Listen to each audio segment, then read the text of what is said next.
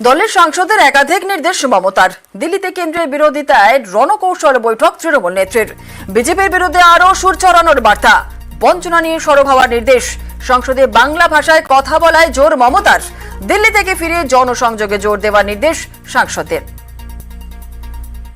উত্তরবঙ্গকে নিয়ে বিজেপির নেতৃত্বরা, সেন্ট্রাল মিনিস্টাররা যেভাবে প্রপাগান্ডা ছড়াচ্ছে, উত্তরবঙ্গ কখনো আলাদা রাজ্যসভার সাংসদ নগেন রায়, কখনো কেন্দ্রশাসিত অঞ্চল, এবং আমরা মনে করি যে 2011-র পর থেকে উত্তরবঙ্গের জন্য পার্টিকুলারলি আমাদের সরকার যা ডেভেলপমেন্ট করেছে, প্রত্যেক জেলা ধরে ধরে বিশ্ববিদ্যালয় থেকে শুরু করে মেডিকেল কলেজ, ইঞ্জিনিয়ারিং কলেজ, রাস্তাঘাট, সমস্ত কিছু যেটা আমরা কোনোদিন কল্পনাও করতে পারিনি, তারপরেও মিথ্যা কথা বলে তারা আমাদের সরকারের গায়ে কালিমা লিপ্ত করার চেষ্টা করছে। তাদের বিরুদ্ধে আমাদের সমস্ত জায়গায় মানুষের কাছে প্রতিবাদের ভাষা নিয়ে যেতে হবে।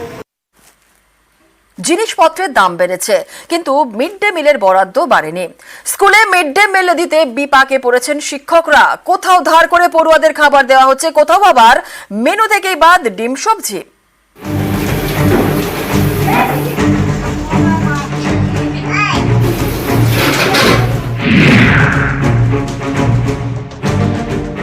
মিড ডে মিল সরকারি প্রকল্প, পড়ুয়াদের জন্য পুষ্টিকর খাবার, কিন্তু তা দিতে গিয়ে হিমশিম খাচ্ছেন শিক্ষকরা, কারণ বাজার আগুন।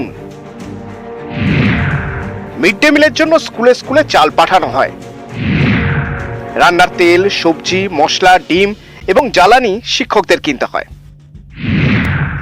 বরাদ্দ অনুযায়ী টাকা দেয় সরকার। শিক্ষকদের বক্তব্য, রান্নার খরচ অনেক বেড়েছে, কিন্তু মিড ডে মিলের জন্য বরাদ্দ একই রয়ে গিয়েছে।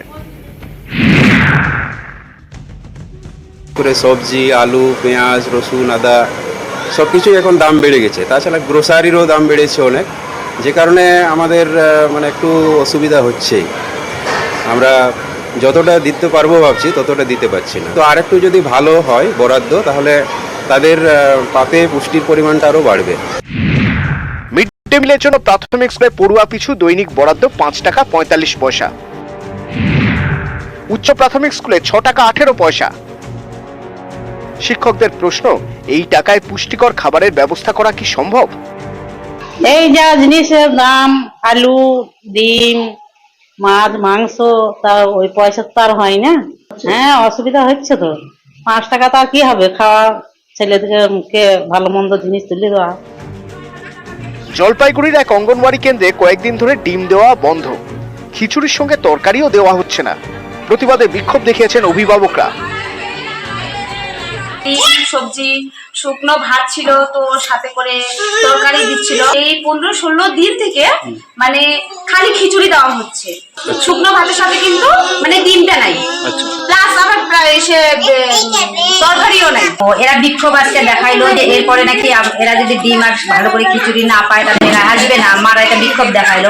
তো আমরাও কিন্তু এখন সিডিপিওকে জানাবো যে যেহেতু মারা বলতেছে, আমাদের তো বলতেই হবে, আমাদের হাতে তো কিছু নেই। চড়া বাজার, ঢুকছে মিড ডে মিল।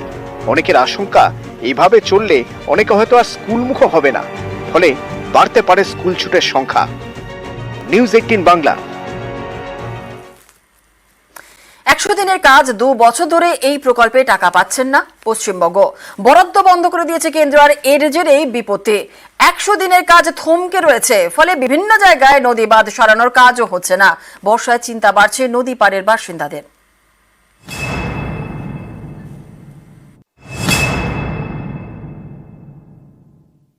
একশো দিনের কাজের টাকার বিষয়ে আজ 1 বছর 1.5 বছর হলো শ্রমিকরা কাজ করে টাকা পায়নি, যার জন্য খুবই অসুবিধা।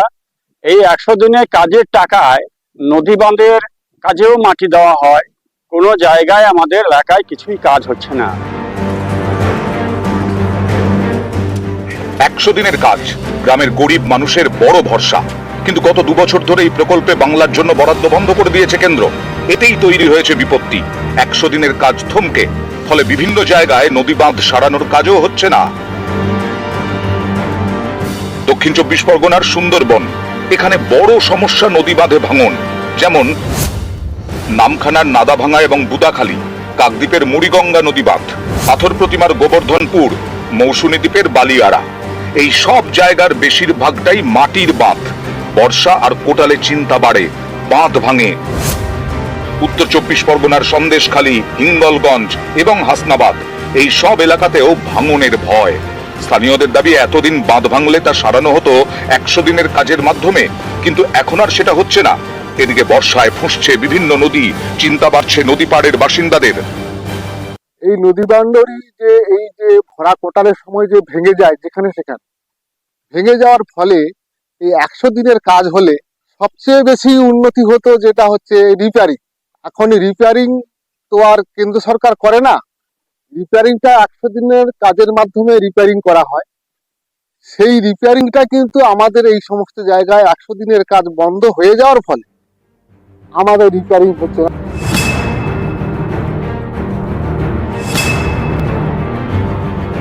কেন্দ্রীয় সরকার